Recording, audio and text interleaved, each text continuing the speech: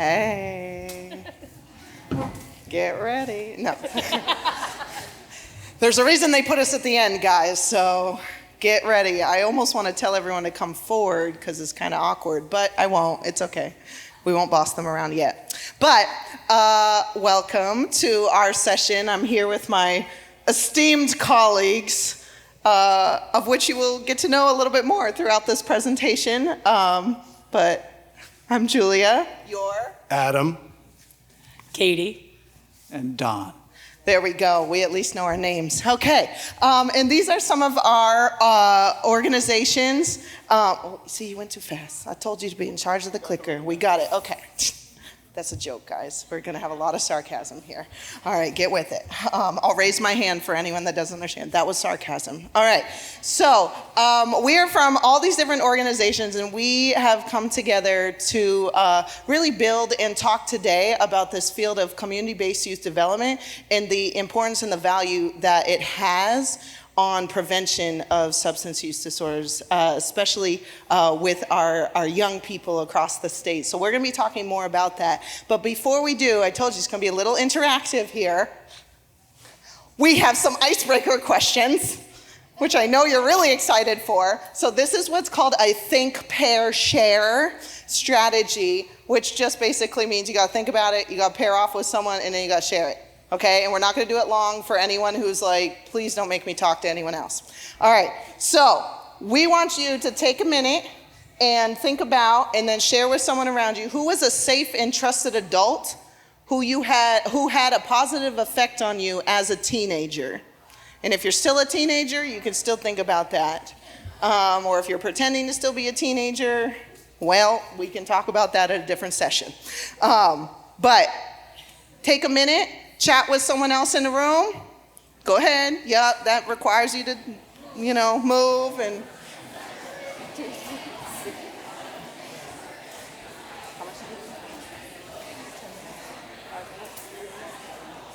I know I texted you.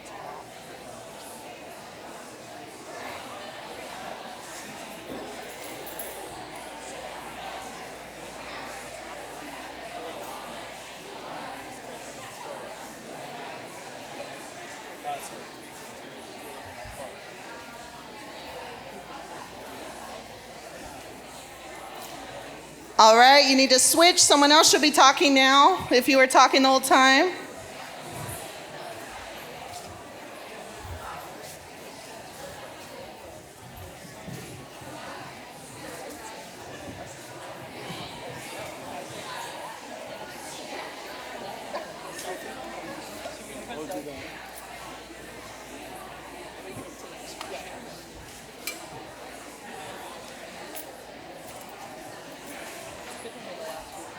All right, I'm going to call you back in 3, 2, 1. And get excited because there's another one. Click. Oh, that's right. We must reference. So we're going to do some reference points to these questions. Having just one trusted and safe adult in or outside of the home contributes to better overall health and less risky behaviors. So the fact that you are able to likely recall someone in your life, there's a reason that is stuck with you into adulthood.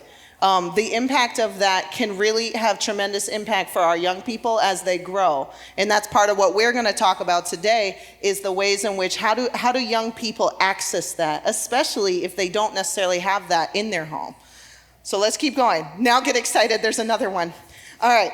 So when you were in your teens, or currently are, what were positive experiences that helped you grow and still influences you to today? Can you think of an experience or an ongoing experience you had as a teen that still today impacts you?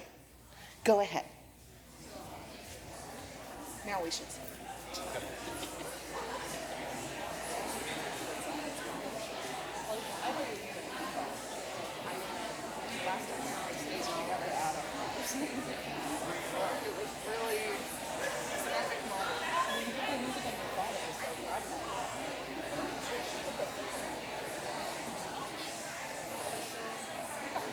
Like we're at a concert.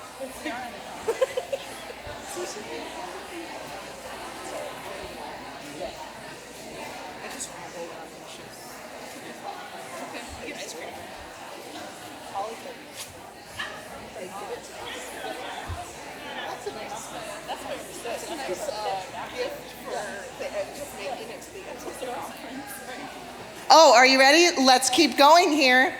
A little known factoid. The more positive childhood experiences, the less chance of lifetime substance abuse. So those experiences that you were citing is something you were able to recall, you brought it with you, but also may have been a contributing factor or can be contributing factors to lessen the chance of lifetime substance abuse. Those experiences can be very meaningful and very pivotal. Let's keep leading in. Last question, right? All right. Where in your community, okay, think of whether you want to think back to when you were younger or in your current community, can young people find a caring and safe adult and positive experiences, especially if things are not going well at home or at school? So if you kind of take home and school out of the equation, where can kids find positive adults and experiences? Chat.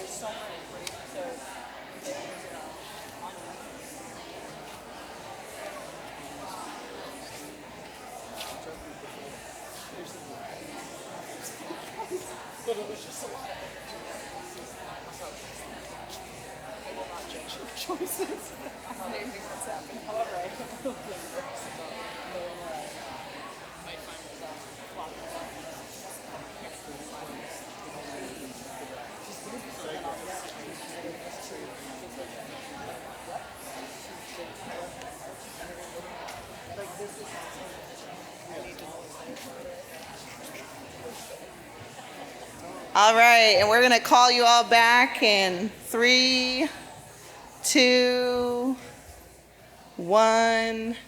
Excellent. So, these are some of the amazing little friends that I work with every day at Tree Street. And we're gonna talk a little bit about all of our different organizations and the ways we engage with youth and young people. But we really want to uplift this concept of community-based youth development. They're very unique organizations, and they're also unique relationships that get built in community-based youth development field.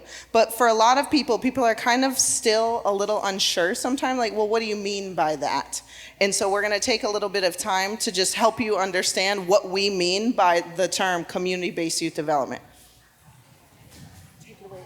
Thanks, Julia.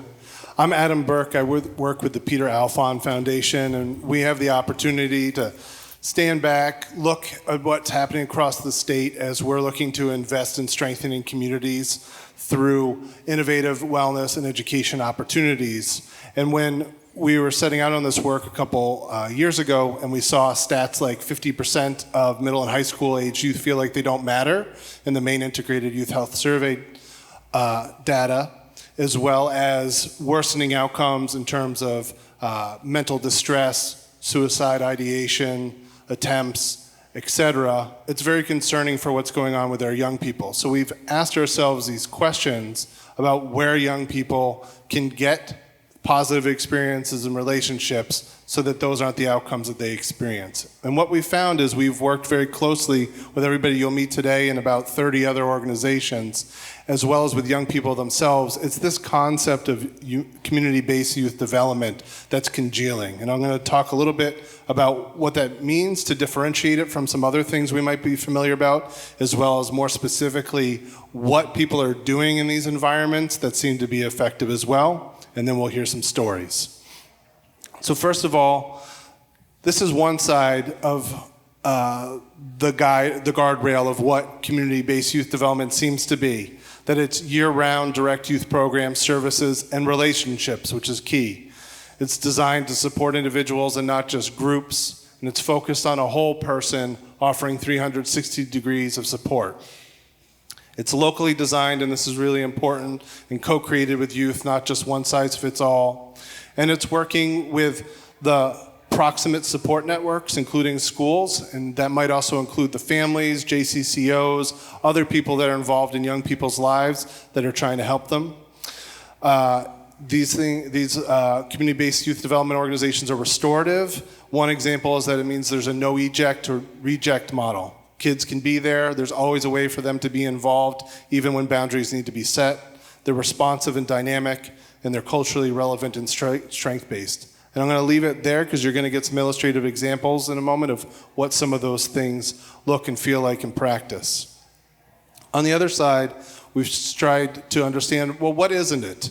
And we've seen that when it's a one-off or temporary or short-term program, that's not what's working today with young people in terms of changing outcomes in the long term, generally speaking.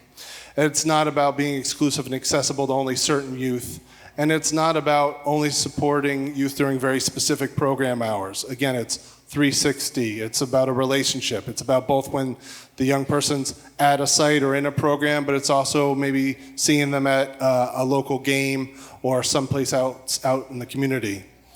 It's not dependent on the ability to pay. It's not focused on the number of kids served over the quality of how those kids are worked with and in relationship. And it's not about prioritizing the scaling of programs over the ability to scale the relationships.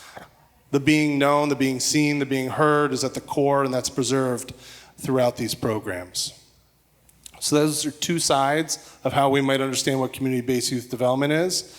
And then within there, what we've seen, and it's been validated by the people that are working directly with young people, as well as the young people themselves, most importantly, as we've talked with them, is that these are things that are working for them, that they're having welcoming and affirming experiences, that they have the chance to connect with land and nature, that there's plentiful food. There's the chance for social emotional learning, and in this case, we've highlighted non-clinical mental health. Not that clinical mental health is not important, because it is, but in these environments, there's other opportunities in how young people are supported. That there's these durable relationships between the community-based youth development organization, as well as with the families and the schools and with others, as mentioned before. There's the chance for young people to lead in ways that are meaningful to them and to build skills along the way, and that they're connected to meaningful opportunities and networks. And lastly, there's these three hexagons in green, which are kind of a leading edge of what we're seeing happening in the field, and that folks here on the stage are deeply involved in, including the idea of long-term relationships that are spanning transitions, That might be middle school to high school, it might be incarcerated to out, it might be in foster care to out, all sorts of circumstances there. That there's educational credit or a stipend that's available, and as said before, that there's this co-designing, this co-creating of programs that's occurring. So this is a high level. I just want to give you the range of what it feels like, sounds like, not sounds like yet, you haven't got there, but what community-based youth development is in practice, and where young people are able to find a trusting, positive adult and experiences when school and families not necessarily going well for them. I'm going to turn it over to Katie. No, I don't want that. Hi, everybody. Thanks, Adam. I just want to offer really quickly to Mike Smith, I apologize because we moved past his story, and I just want to say thank you for your bravery and for standing in front of all of these strangers and sharing what you shared. It was really powerful, and I am in awe of you. So thank you. My name is Katie Lutz. My pronouns are she, her. I'm the associate director at a little organization called Out Maine. We serve LGBTQ plus youth across the state, all the way from York County all the way to Aroostook County. So if you know of some programs who need our support, let me know. I got lots of cards. Also, I'm not here to talk about that. I'm here to talk about the work that we do in regards to prevention. It's really incredibly powerful for our youth. As you can see in the yellow, you have some quotes from some 9-year-olds who access our online youth programming that talk about why coming to our weekly online programming is so important to them. They are safe there. They know that the person who facilitates that program is going to listen to them, validate them, they have safety, they're included. The environment there provides that sort of safety net for them. The photograph you see in the bottom corner, that's roughly 120 youth from across the state who come to our annual event called Rainbow Ball Weekend. Rainbow Ball is the reason I work at Outmain. It is the queerest weekend I have ever attended. I went as an adult in 2019 with at the time I was an advisor at a school for an LGBTQ plus program at my school. And I walked into that room where all the kids were and all the adults were, and I said, how do I do this all the time? How do I feel this sense of safety and welcoming and belonging and genuine joy all the time? That's my hope for all the youth programming that exists across the state, is that every kid walks into that space where they go, whether it's after school on the bus, whether it's being bused there on the weekends, whatever it might feel like, that's the feeling we want them to have. That's prevention. Kids who come to our program know that when they are there, they're not engaging in anything else because the community that they're building and the friendships that they're making in what can be a really short period of time are gonna last a lifetime for them. That's the power of relationships. I was a health teacher before I started working at Outmain, and I gotta tell you right now, a lot of times I would say to some of my peers, I know that math is what you teach, but I'm gonna need you to talk to this kid like they're a human being, because I can guarantee they're gonna do a lot better on that algebra test if you just recognize that maybe their weekend was tough because they struck out every time at the plate. That's the step. That's the work. And it's hard sometimes for adults, it's hard sometimes for grown-ups, and it's even harder sometimes when there's a barrier that may or may not be real in regards to a kid's identity or their gender or whatever there else might be there. That's the step. Treat me, see me, I am here, I am a whole person. It's okay if you get my pronouns wrong, try again next time. The step is prevention is the relationship. Outmain works with communities to build third spaces for youth. Whether it's home or school, that's maybe not great. What's that third space? Is it after school at the church program? Is it at a rec department? Is it at the Boys and Girls Club? We have the power to create that third space for youth where they're gonna find that trusted adult that Julia talked about that you already identified. That's the power of the work that we can do. And our lens at Outmain is specifically for supporting LGBTQ plus kids, but anytime you do anything that supports that group of kids, it raises everybody else to the next level as well. That's my statement. I'm gonna pass it off to Don.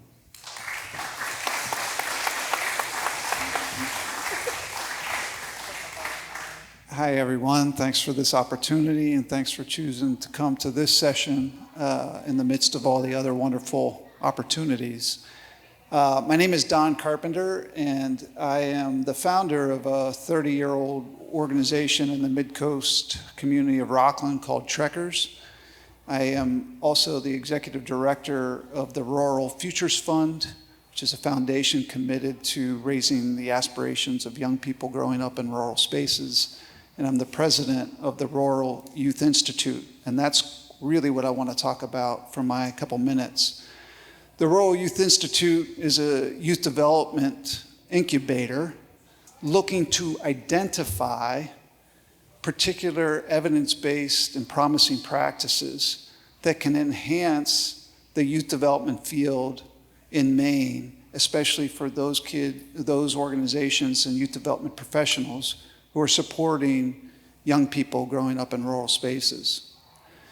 And in that incubator, we have an immersive learning lab, and we have demonstration sites all over the state. And in that immersive learning lab called the Aspirations Incubator, we're exploring different youth programming principles and pillars and practices to see if we can evaluate it, to see if they work. And there's one concept that's already been mentioned that I just want to explore a little bit deeper with you that we know works with young people in terms of really turning around their lives. And that is putting a life on a life. Long term, not just a month, not just a week, not just a summer camp, but putting a life on a life long term. So really focused on long-term engagement. And two really evidence-based practices that have come out of the incubator are cohort-based mentoring, to be specific. And this is not a one-on-one match for kids growing up in a community. This is taking a cohort of students and finding caring adult mentors and cross-age mentors of their own peers to commit to that cohort of students for over 6 years, from the age of 13 all the way to 19. That's one evidence-based practice that has come out of the incubator. The other one is a concept called looping. And looping is made famous out of the educational systems in Finland and Estonia, where it's common practice that the kindergarten teacher would loop around and be the first grade teacher, and loop around and be the second grade teacher, and such and so forth. And we've taken that concept and incubated it in the incubator to see what it would be like if a youth development professional followed that cohort of students throughout 6 years of their life, interacting with, supporting, training those adult mentors and cross-age mentors, having a connection to the schools and the community-based and regional support systems, so that if and when something came up in a young person's life that was above the pay grade of that youth development professional, they would know who to turn to in order to support and intervene quickly. I'm going to hand this over to Julia so we can get to questions, but I just thought I would read you an email I got from one of those professionals that has been committed to a group of a cohort for the past 6 years.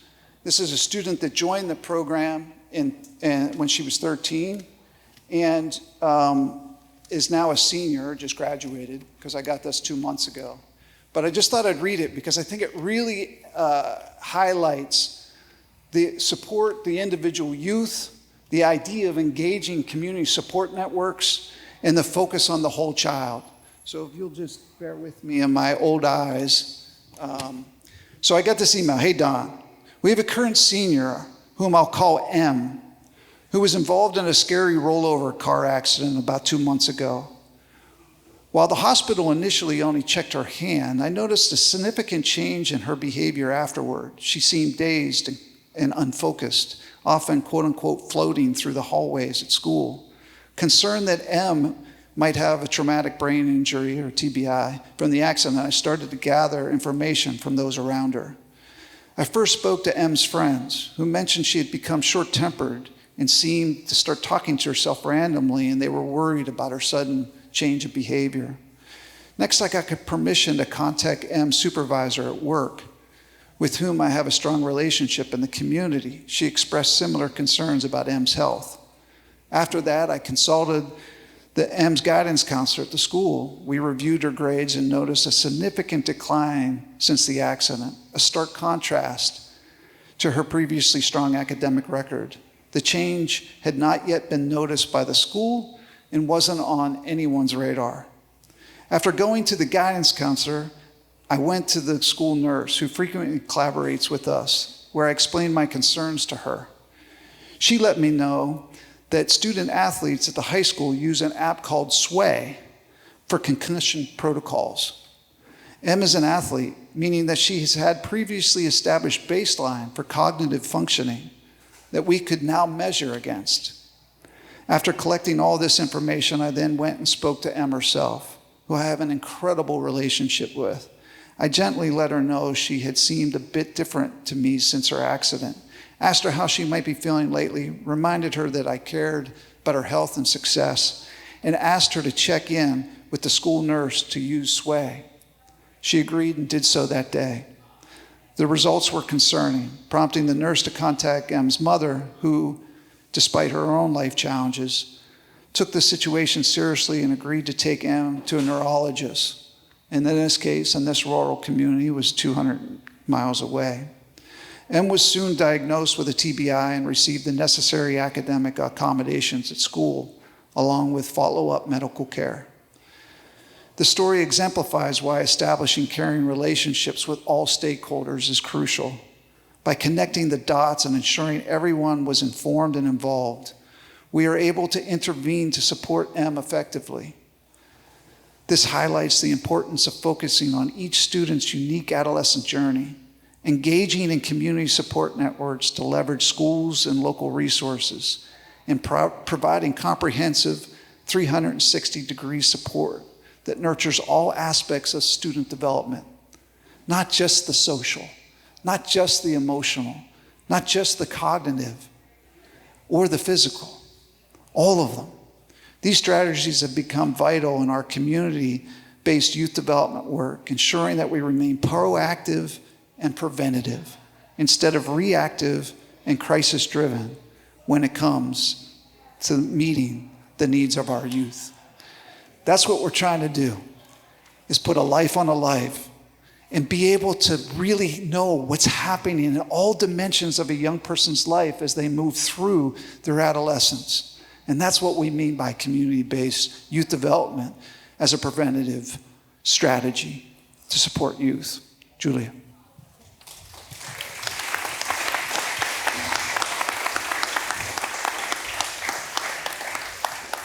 So the first time I was on a panel with Don, I leaned over and I was like, you know, you're the OG of youth development in Maine, right? And he didn't know what I meant, but that means the original gangster of youth development. So it's always a privilege. And a lot of my inspiration to lean into this field came from, I grew up in the Bangor-Brewer area and moved down to Lewiston. And in doing that, I met some amazing kids. And you guys are right here in my backyard of where then I started what is now Tree Street Youth. So we're 12 years old now, but when we started, it was basically 8 teenagers from the neighborhood, me and a couple of college students who all came together. We're like, let's hang out and see what happens. And we needed a space. And so our particular community-based youth development model is centered in having a physical location, which a lot of the programming does, like having that third space that Katie referenced, where kids can access mentors and those 360-degree individuals. And then, so that was kind of how we started. We just hanging out. And then you get to know those students and you get to know their families and you get to know the networks. And so if you sort of fast forward from those early stages of the grassroots sort of experience to where Tree Street as an organization is now, we serve upwards of almost 1,000 youth now across like the Lewiston community. And we're located right in kind of the heart of downtown Lewiston, which we obviously, like, if you're from across the state, people like, I think recognize like Lewiston's a unique community in Maine. In particular, the neighborhood that we're in, which is called the Tree Street neighborhood. All the streets are named after trees. It's very Maine of it. Maple, pine, birch, ash, spruce, get it? And so when we were building the center, we named it Tree Street Youth because we were drawing all these kids from the community, from the neighborhood.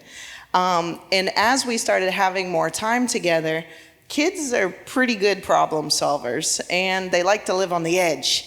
And so we had to come up with more things for kids to do. Because it's one thing to hang out, but if you're hanging out consistently, kids get on each other's nerves. You got to start programming. You got to get activities going. Kids want to try things. They're bold, and they have ideas. And so we started just sort of building from their ideas. At first, kids wanted to know what college was, so we built a branches program to help explore what college was.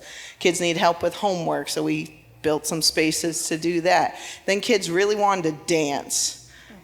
Now, Adam and I had a historical moment where we danced on, we will not do that today. However, I taught him how to do, what was it? The whip and nay-nay. If it's not your thing, it's okay. We won't expose you to that experience today. It's more like the, yeah, okay. So anyways, kids really wanted to dance, so we started creating spaces for dance. We didn't have teachers for any of this, y'all. We just put music on. Like the kids kind of did it themselves, but you gave them a space to try. And then a kid who's never danced steps in and tries that.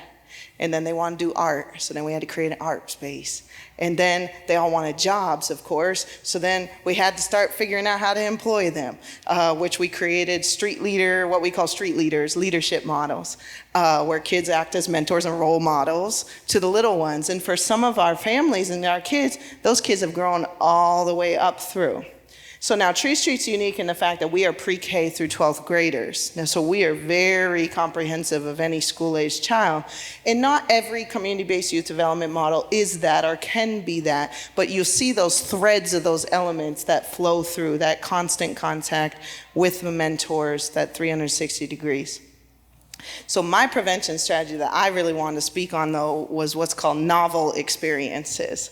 And so it's exactly like the title says, something novel, something new that kids have never done before. And you'll see some pictures up there of things like roller skating. How many of y'all love to roller skate? You know you do.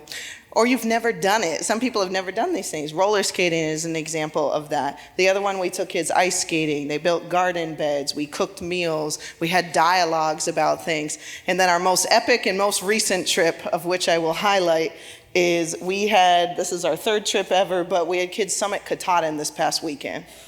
That was crazy, y'all.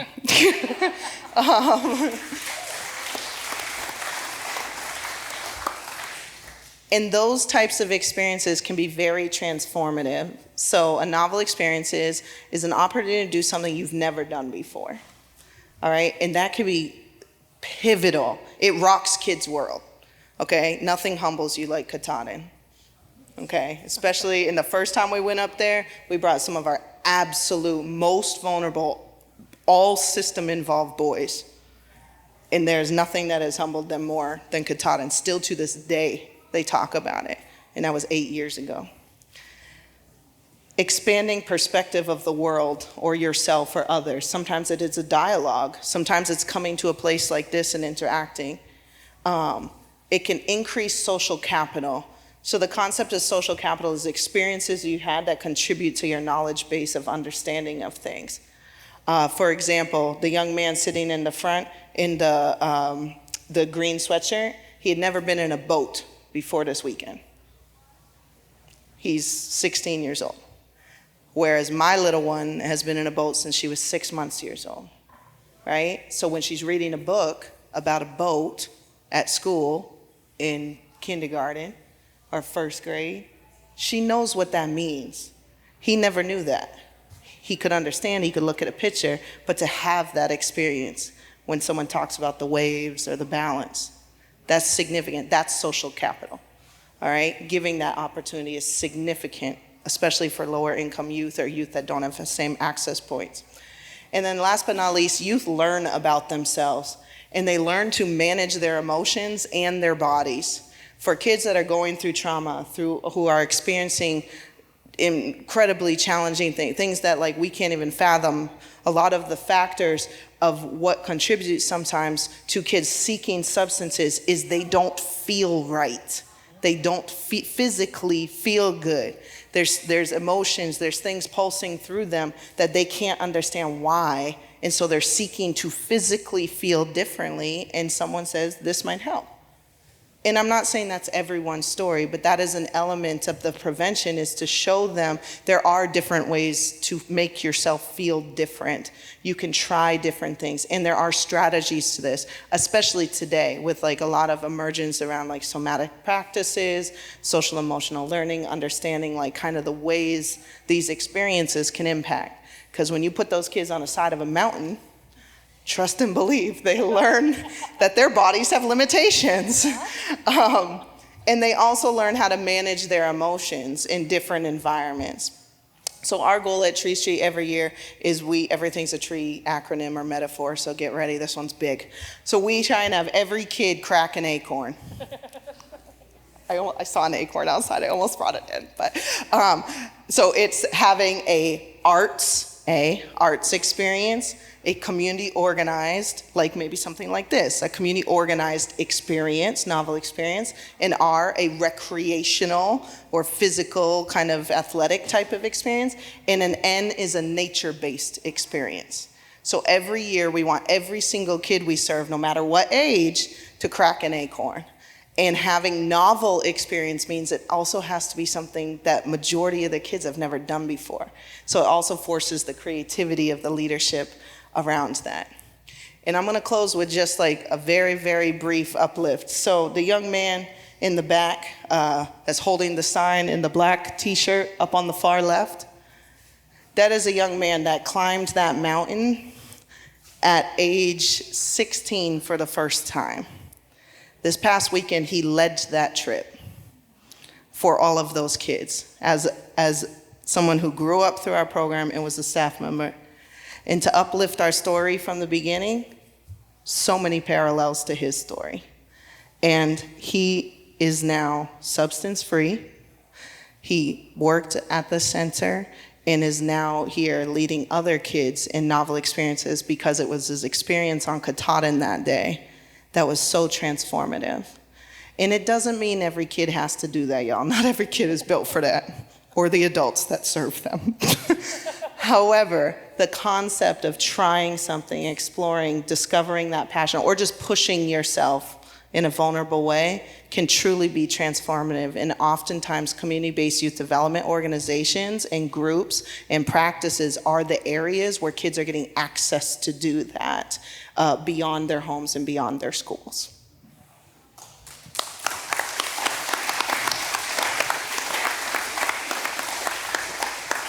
So fancy. So with that, we're gonna shift to just opening things up. There's mics out front. Questions, thoughts, big feelings, reflections, or it's really hot in here, you know, whatever. But you're welcome to come to the front. Hi, my name is Lynn, long time recovery. So I've been on both sides of this coin because now I hold emergency. So what kind of situation it can be like, because it talked about non-clinical, but what happens when those people, they already feel out of place because I'm different from others, and so what are we doing in this state, anywhere, that's going to help these people, and especially somebody with physical labor, you know, because they couldn't climb Mount Katahdin. So, but I would like to see something happen so that maybe one day they could, you know, get a, you know, who knows if it's going to have to be a super golf cart that helps them get up there. Someday. You know, but at least it's brought up. That's all I care about, that it's brought up and that we don't exclude anyone, because we're all human. We all have our differences and we need help everywhere, you know, especially with where the world is turning at this point. Thank you. Yeah. Thank you. So I think I'll just name that I think you spoke to quite a few of the elements of like the inclusivity, the needing to be able to include everyone, but also adapting and designing models around who's in front of you. And I think Dawn wanted to chime in a bit, and then also some of the places that are already doing this. I think Adam could speak to some groups that we work with. Like these are not the only organizations. We work with 30 plus organizations across the state, and there's more who are doing this type of work. And that all the models look different, and that's the power of it. Yeah, I appreciate the question. One of the thoughts that come to mind is the idea of turning the educational process over to young people to design and co-create the actual novel experiences. And that way, a young person who might be physically disabled has a voice in the process of defining what they do. And so we're really doing a lot of training around that type of consensus decision-making and really sharing power with students as a way for them to make decisions, as opposed to the adults saying, we think this is what's best for you. So we're just trying to flip that script a bit, and in that moment, we can come up with solutions to address some of the concerns you have. I would also say that I think any of us who have been at this work for a while recognize that we don't have enough mental health professionals out there to support adults alone, but adolescent young people. And one of the things that these organizations that we're working with, it's not like they have clinical folks on their payroll. Many of them can't afford that. And so what we're encouraging folks to do is to, again, build the relationships with the community or regional or statewide support systems needed so that when those issues arise, our job is to build a relationship with the young person and the family, so when that mental health issue comes up, they trust us enough to pass the baton to somebody we trust. And that's the key of connecting those dots. It's not enough to do this work in isolation.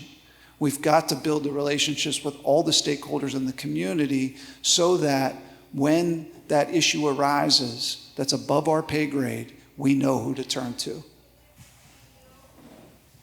Other questions, y'all are welcome to come to the front. Hey, thank you. My name is Annie Graham, and I'm a legislator. I sit on the Health and Human Services Committee. I think my middle name is Prevention. As a retired former pediatric nurse practitioner. So one, thank you for what you're doing. My question is, and what's your first name again? I'm Julia. Julia, thank you, Julia. I guess I should have started with that. No, it's cool. It's all cool. Talk a little bit about, you have a very multicultural city, and how the kids work together, how they learn with one another. And you know, I think that in many of our other areas where you don't have as many cultures and differences and so on. So can you talk a little bit about how the kids do that? I think they probably do a hell of a lot better than we adults. Well, kids usually do. That was a joke, but not really. I think, well, obviously, again, like Lewiston, Auburn area is a really unique in regard to like racial diversity and cultural and language diversity. So just for some context of that, so Tree Street has over 25 different languages spoken. We have 7 on staff, and we serve a very diverse array of kids from all different backgrounds and identities. That being said, like, kids are kids, you know? Like, now, don't get me wrong, identity matters. And anyone that's trying to move past that, like, you're missing it. I'm just gonna keep it real. Like, it does matter. Your racial, your cultural identity, your sexual orientation, who you are as a person matters. And that's what we teach kids, is it matters. So you have to begin to understand it about yourself, and you need to begin to be able to share those things, and that it evolves, and it can change, and it can be fluid, and it can be confusing, and it can be challenging, and people will understand you and people won't understand you. And the reality is supporting young people to get to a point of that they like themselves. Like, a lot of kids, especially kids that are acting up or struggling with things, they don't like that they get in trouble. They don't, some do. And then it's like, well, what's that about? Like, you know, there's elements to that. But, you know, the basis of things, creating unity across lines of difference requires that difference exists, period.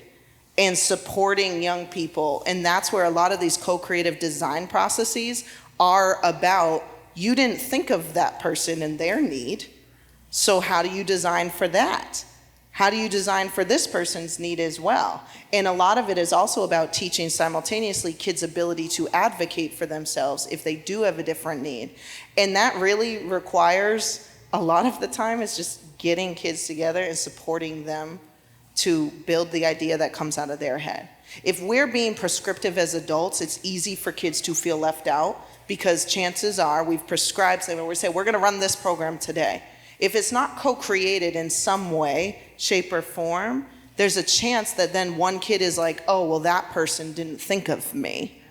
Or if they're uncomfortable, can you accompany them through this discomfort? Because next session when we're playing basketball, you know, this friend is gonna feel uncomfortable. So some of it is about like teaching kids how to like hold their own selves accountable, which helps with them making decisions when we're not there. So those are ways that we approach it. And at the end of the day, like when it comes to like any difference, y'all, like keep it real. People are different. I don't care if people are predominantly one race or one culture, you all are different. You come with very different things, and the more comfortable we can get adults around us to recognize that and be able to acknowledge, like, there are differences here and kids need different things, the more we can innovate and we can design for those unique kids' needs without trying to force them to conform to something. That doesn't mean there's not boundaries. It doesn't mean we have rules. The expectation is respect, period. And we don't need to break that down. And for someone who does need that broken down, we're going to teach them that. But you extend a lot of grace also, like in the midst of things, because people don't have the same identities or backgrounds or languages or even understandings. Mistakes will get made, but you want that grace extended to you when you make a mistake. And that's a lot of what it is. It's very baseline, like, uniting of humanity piece. And I'm curious, I don't know, Katie, I don't know if you want to speak to that at all. Okay. Or we can have another question, because you're all really excited. Yeah. So mine is for LGBTQ youth. So I might, whoa, was I too close? I identify as a lesbian.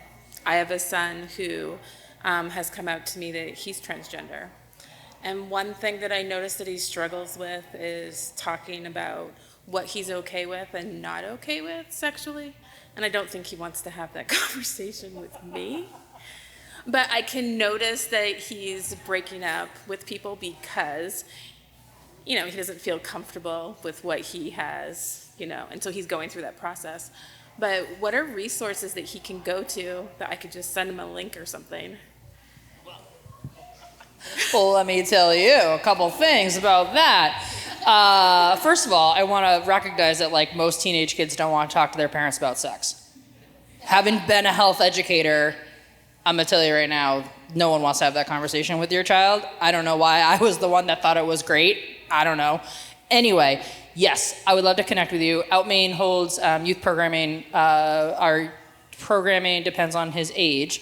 Our what is the age group? I think they're like 15 and up. Has taken a little bit of a side turn, so we're having like more focused programming for the kids in that age group, and then kids in a younger age group we meet weekly. So there's our online programming, which is a home run, and then there's tons of resources on our website. We also have a parent group, which might be really fun for parents to come and sort of just hear what other parents are dealing with and all of that kind of stuff. So we offer that once a month on Monday evenings at 6 p.m. on Zoom. All of our programming is available on our website, outmain.org. It is for free. I have a card, so I'm happy to hand that out for anybody else who has those questions. But yes, also, like, I would argue that most teenage kids are, like, not super jazzed to have a conversation with their parent about, like, intimacy. It's a hard word for people. But, yeah, so I'd connect with you after, for sure. It's a great question. I like promoting my programming, selfishly. Any other questions? We could do the whip it nay nay. Oh yeah, let's go. I mean, we could do that still after if you want. So I primarily work with adults. I'm itching to work with kids, so that's like an agency thing. Yay! But right now I'm noticing this trend of younger women in their 20s really struggling in residential with their communication. I'm sure men are struggling. I just don't work with that population as much. So I've been listening and thinking about kids and their communication, especially to their parents, trying to advocate. How do we teach assertiveness with grace? So when they get to me as an adult, like, they already have that skill. I'm not digging deep, on the basics, I guess. And how do I help a parent whose kid has accessed that advocacy, but they're not ready for their kid to have autonomy? Wow.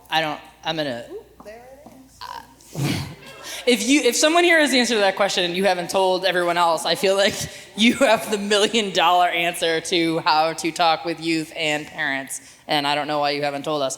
I feel like the first one is, like, I hate to be this person to say this, but as an educator who was teaching during COVID, for all those kids in their 20s, like, they're struggle bussing hard with communication in a real way. So I'm gonna say that. They also have a heightened level of awareness of what's happening outside of themselves, whereas like young people never really had that. Like I was allowed to be a total ding dong and not know anything about the world because I didn't have a cell phone.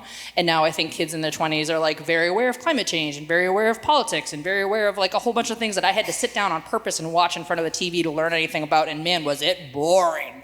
So I was not interested, right? So now we have a level of kids that I think are really sort of like, there's an expectation perhaps for them to have that kind of knowledge, which is taking them away from like their own internal processing. So that's my like assessment. I do not have a resolution, but I'm gonna start there, and then I'm gonna look at the rest of the people on this stage and see if they have an answer for the other questions that you asked, because they are good ones. In terms of communication, one of the processes that we've been training folks on is the idea of prep, experience, process. Prep, experience, process. So the point is that when we provide a student's voice into the process and they co-create an experience, we ask them then to come back and say, okay, what do you need to know before you get to that experience? They have the experience or novel experience. And then at the end, we process it together. And it's just a way of doing a full circle of them, their voice being heard, valued, and also expressed in a process. We also, in our case, many of the cases that we're doing, we don't let electronics in the programming. So they're forced to communicate. And because we're turning it all over to them. If they want to sit there, we'll wait it out. But nonetheless, we're teaching them those skills as a way to do consensus-based decision making. And you can imagine, I mean, think about it, for 6 years, these students are working in a cohort of their peers. Every single one has to agree on every decision for it to pass. Imagine us doing that as adults right now. So it's tough. So, but that's how we're helping to build that knowledge base and skill set. Yeah, and I just think like some basic like practical elements of things. I think obviously by the time you're getting young people, they're a little bit more grown. But if you can start with your younger youth, like we teach personal power, like it's your choice.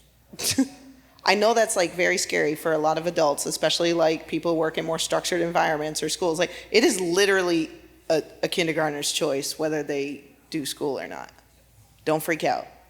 There's laws, there's things, there's boundaries, there's good things for kids. I'm naming as teaching children, like choosing to engage and extend that trust is what's called personal power. And a lot of times we're afraid to talk to kids about personal power, young people or even young adults, because the fear is they can't handle those decisions, and that developmentally, in many cases, is actually true. Like they don't have all the skills to do it, but it does not mean they actually don't have the ability to do it. They do. They're going to make decisions and oftentimes are making those decisions anyways.